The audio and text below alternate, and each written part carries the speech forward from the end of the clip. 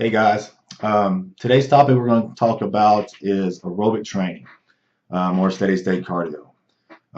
There is a huge misconception in the fitness industry um, that you should do aerobic training to increase metabolism and to burn fats, which honestly couldn't be further from what actually happens when you do too much steady state cardio.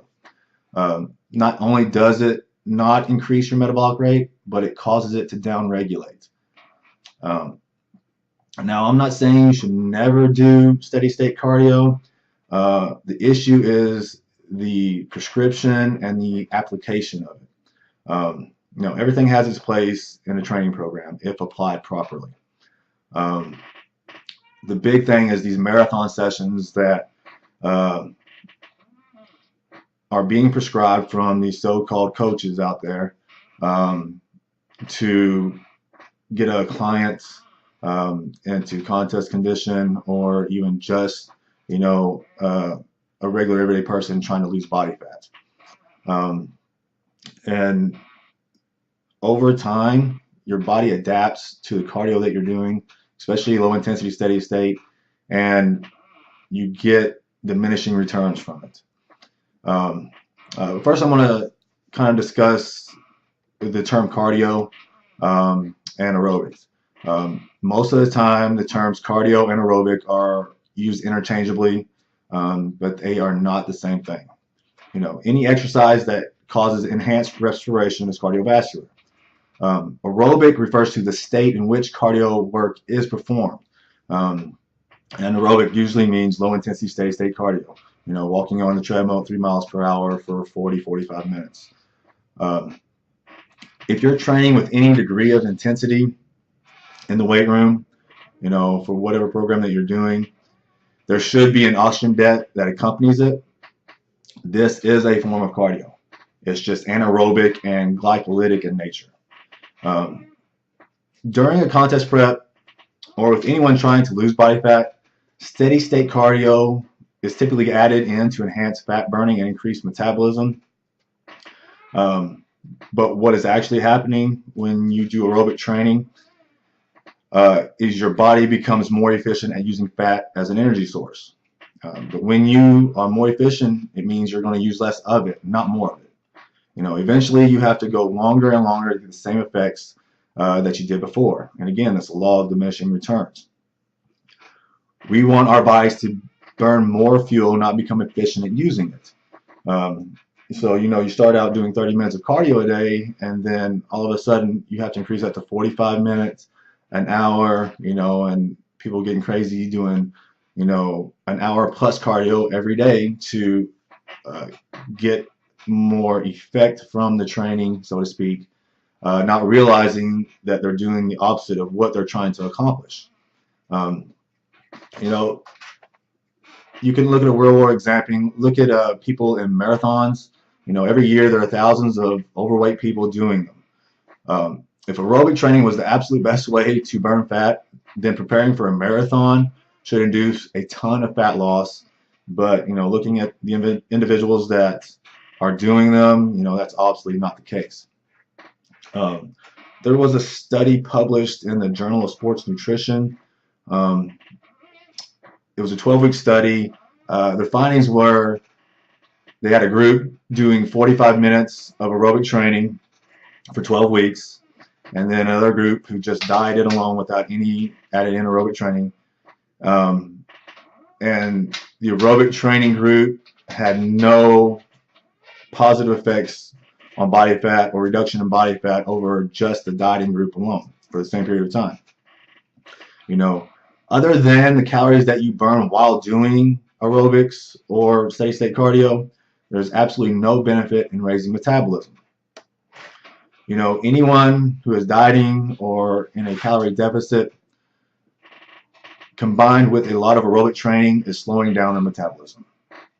Your body adapts very quickly to aerobic activity, and to survive, it downregulates your metabolism and basically creates new set points. And this is made worse by coaches who prescribe more and more cardio. When someone's weight plateaus, or the body fat stop dropping, they instead of actually realizing what's going on, they just add more cardio or they drop more calories. Add more cardio, drop more calories. And obviously this results in even more downregulation of your metabolism. And honestly, when you get to that point, this is where properly placed refeeds come into play. But that's a whole other topic. Another real world example is to look at sprinters or even gymnasts. Neither of them do aerobic activity, and just look at their physiques, lean and muscular.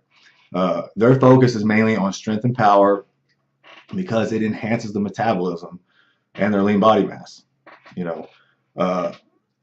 So the takeaway point with too much cardio, and again, I'm not saying you should never do steady state cardio, is to use it as a tool. It is not something you should rely on to enhance metabolism, because as we've discussed, it downregulates it over time and actually causes you to store fat over time. And another question I often get is, okay, if aerobic activity isn't the best method or most optimal method in losing body fat or increasing metabolism, what would you recommend? First, obviously intervals are a great tool. Sprinting, pushing the prowler, sled dragging, they all can be utilized really well. They work against your lactate threshold, which in and of itself will increase your growth hormone output, and that in itself will also enhance fat loss.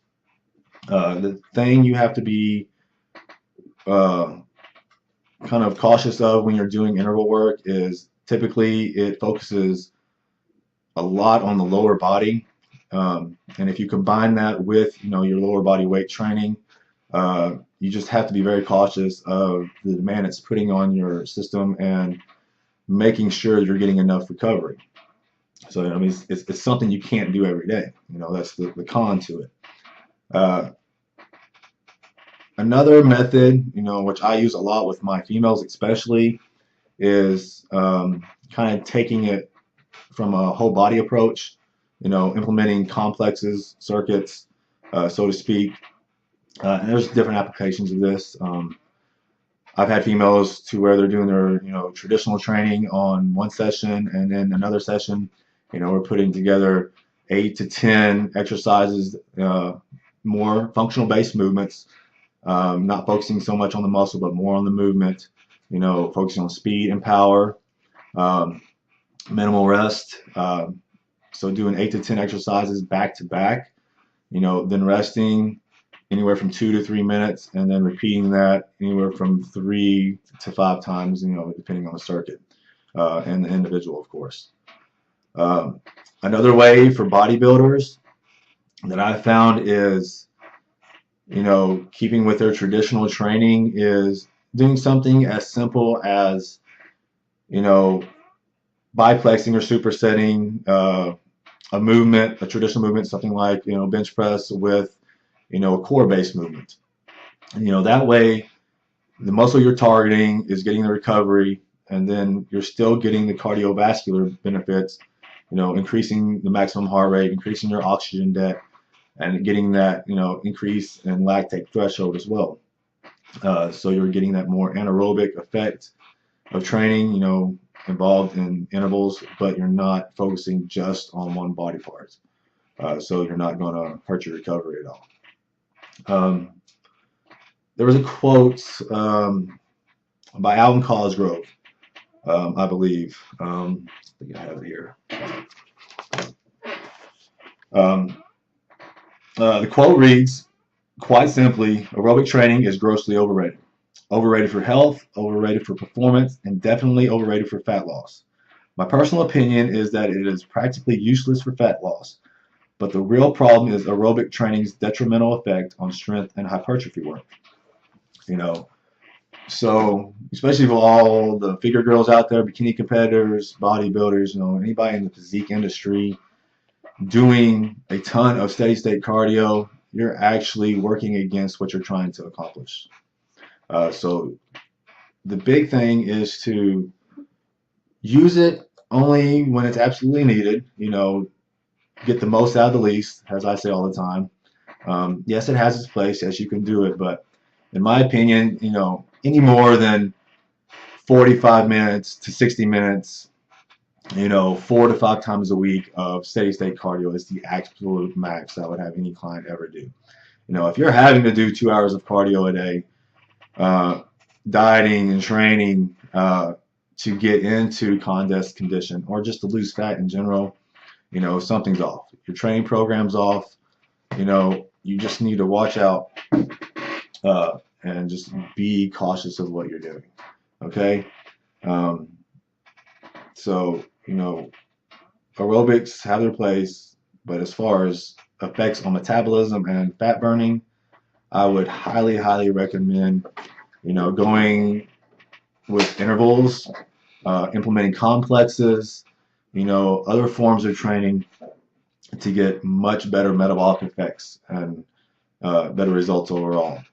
All right, so this was the first video log.